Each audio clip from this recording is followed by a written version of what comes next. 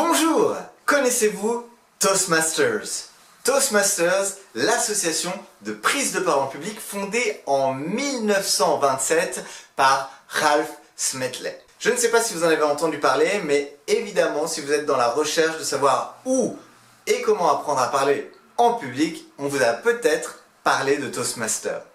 Toastmasters, comme je le disais, c'est cette association internationale dans laquelle on va retrouver des groupes régionaux qui sont disséminés un peu partout sur la planète, que ce soit aux États-Unis, jusqu'en Inde, en Australie, au Japon. Il y a des clubs Toastmasters partout dans le monde, même en France. Il faut admettre qu'on a été un petit peu en retard là-dessus, mais on s'est quand même rattrapé. On commence à avoir de nouveaux clubs. Toastmasters, eh bien, cette association où on développe le leadership, la prise de parole en public, est une excellente option si vous avez envie de développer vos compétences oratoire. Dans cette vidéo, je vais vous expliquer comment faire bon usage de Toastmasters pour bien progresser avec la prise de parole en public. Alors qui suis-je pour vous dire tout ça? Eh bien, je m'appelle Cédric Copy et je pratique la prise de parole en public à Toastmasters depuis 2009. Et encore avant ça, en 2006, eh bien, j'ai commencé avec l'improvisation théâtrale. Ce qui fait qu'aujourd'hui, eh bien, j'interviens dans les entreprises auprès des cadres, des chefs d'entreprise, mais aussi parfois des particuliers, pour les aider à développer leur aisance, leurs compétences oratoires, que ce soit en présentiel ou face caméra. Et dans cette vidéo, eh bien, je souhaite vous expliquer comment Toastmasters m'a aidé moi à progresser en prise de parole en public, les pièges à éviter et les bons conseils à mettre en œuvre pour progresser un maximum avec cette association. Un club Toastmasters, c'est très simple, on en trouve un sur internet, si vous tapez Toastmasters et puis le nom de la grande ville à côté de chez vous, il y a des chances que vous trouviez un club. Une fois que vous avez trouvé le club, eh bien, il suffit de les contacter, vous allez avoir une personne qui est en charge de recevoir les invités et qui va vous proposer de venir assister à la prochaine réunion. En général, vous avez droit à 3 réunions gratuites où vous pouvez venir en tant qu'invité et là, vous allez principalement observer ce qui se passe. Éventuellement, vous pourrez peut-être participer à la partie improvisation de la réunion, mais dans l'ensemble, les invités sont plus là pour voir si ça leur plaît. À l'issue de ces 3 réunions, eh bien, le club va vous demander si oui ou non vous voulez vous inscrire pour le reste de l'année. Alors l'adhésion à un club Toastmasters est en général plutôt abordable.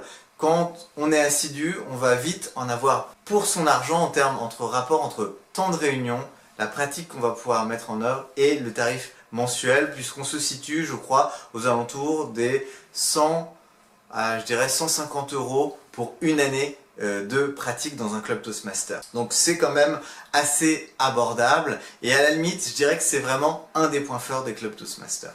Une fois que vous êtes membre, eh bien, vous allez recevoir accès à un module de formation en ligne dans lequel on va vous demander d'accomplir lors des réunions présentielles différents discours que vous devrez d'abord écrire avec des objectifs qui vous sont donnés.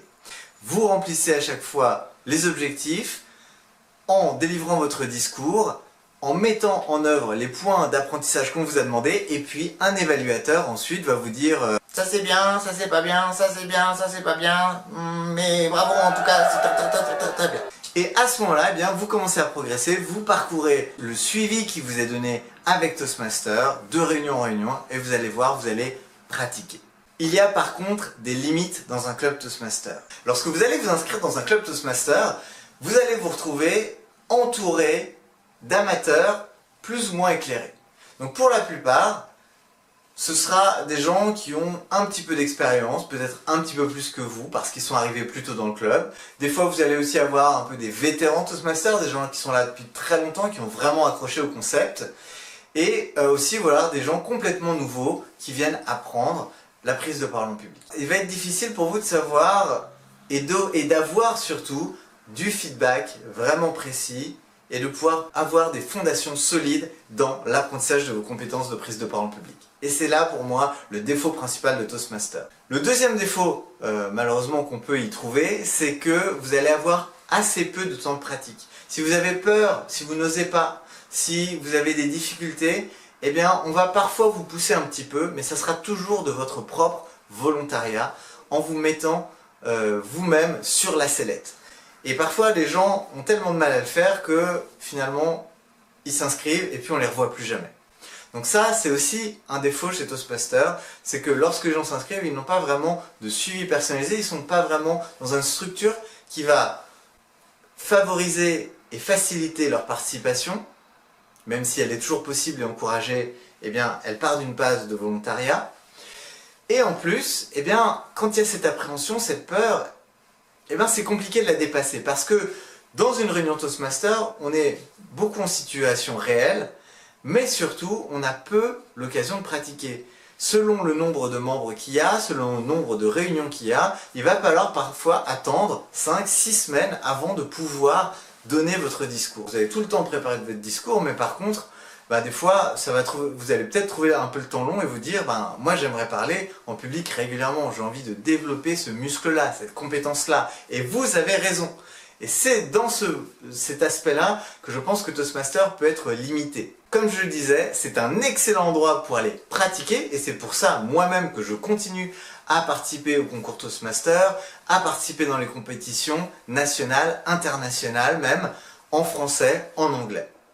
Par contre, eh bien, il est à mon avis important d'aller faire d'autres choses à côté pour progresser. Et notamment, les choses que je recommande, c'est 1. Avoir une formation de base en prise de parole en public, c'est-à-dire acquérir des fondations solides sur lesquelles vous allez pouvoir progresser, même si vous ne recevez pas de feedback régulier pertinent. La deuxième chose, c'est faites de l'improvisation théâtrale. L'improvisation théâtrale, ça va être la meilleure façon de développer le naturel, l'aisance, votre capacité à vous exprimer de manière spontanée. Cette vidéo est complètement improvisée.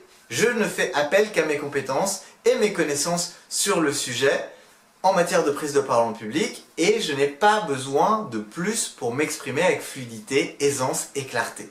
Et ça, je le tiens principalement de l'improvisation théâtrale. En alliant les deux, eh bien c'est là que vous allez avoir la capacité de l'aisance, de l'humour, du charisme, du naturel, de savoir rester concentré et présent, et en même temps avoir l'occasion de pratiquer parfois devant un grand auditoire.